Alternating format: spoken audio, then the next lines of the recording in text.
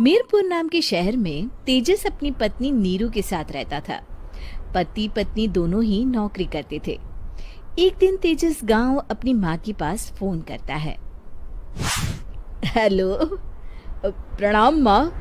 जीते रहो माँ, तुम दादी बनने वाली हो हैं? अरे वाह, ठीक है बेटा, मैं कल ही आती हूँ। जब माँ जी शहर पहुंची तो बेटे बहू ने बहुत अच्छे से स्वागत किया। लीजिए माँ जी, चाय। अरे गर्मा गर्म पकोड़े ले आओ माँ के लिए। नीरू रसोई में गई और 2 मिनट में ही पकोड़े ले आई। जी ये लीजिए। बहू जादू से बनाए हैं क्या? अभी तो रसोई में गई थी। यम्मी। माँ जी, शीला रसोई में पकोड़े तल रही है, मैं बस लेकर आई। हे भगवान, मेरा धर्म भ्रष्ट कर दिया तूने। अब तो गंगा जल से शुद्धिकरण करना होगा। दूसरे दिन, माँ जी मैंने नाश्ता बना दिया है, ऑफिस जा रही हूँ। पर अभी तो घर का सारा काम पड़ा है। शीला आती ही होगी, झाड़ू पोछा बर्तन कपड़े वो सब कर लेगी।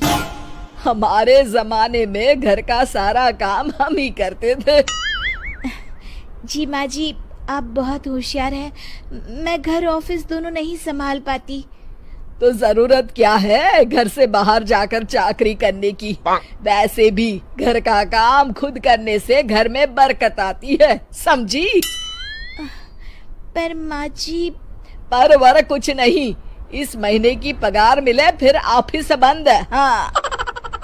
रात को नीरू तेजस से कहती है, सुनिए जी, माँ जी बोल रही थी कि मैं नौकरी छोड़ दूं। वैसे ठीक ही तो है, अभी तुम्हें आराम की जरूरत है। फिर भी आराम कहाँ, शीला को छुड़ाने के लिए बोल रही थी। तो अब 24 घंटे में इतना काम तो कर ही सकती हो। पर जॉब पसंद है मुझे, घर पर मन नहीं लगेगा। अगले दिन जब दोनों ऑफिस के लिए निकल रहे थे, मेरी तो कोई कीमत ही नहीं है इस घर में। माँ जी, आजकल महंगाई बहुत है, रहन सहन भी बदल गया है, दोनों नौकरी करते हैं तभी ठीक रहता है।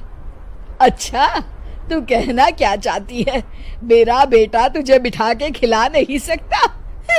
तू ही इस घर का खर्च चला रही है, हैं? नहीं माँ जी, मेरा वो मतलब नहीं था। मतलब खूब समझती हूँ, ये बाल धूप में सफेद नहीं किए मैंने। हाँ। अब तो ये रोज का काम हो गया था। तेजस भी रोज की झिकझिक से परेशान हो गया था। एक दिन उसने कहा, नीरू, वैसे भी तुम्हें मैटरनिटी लीव मिलने वाली है, तो अभी से ही छुट्टी ले लो। पर क्या, मेरी सैलरी अच्छी खासी है। आखिर नीरू ने रिजाइन कर दिया। जब बच्चा हुआ तो घर में सब बहुत खुश हुए। कुछ दिनों बाद तेजस फाइल देख रहा था। क्या हुआ तेजस, कुछ परेशान लग रहे हो? अब हाँ, वो हमारी जितनी सेविंग्स थी वो तो हॉस्पिटल में और छठी के फंक्शन में खत्म हो गई है नीरू।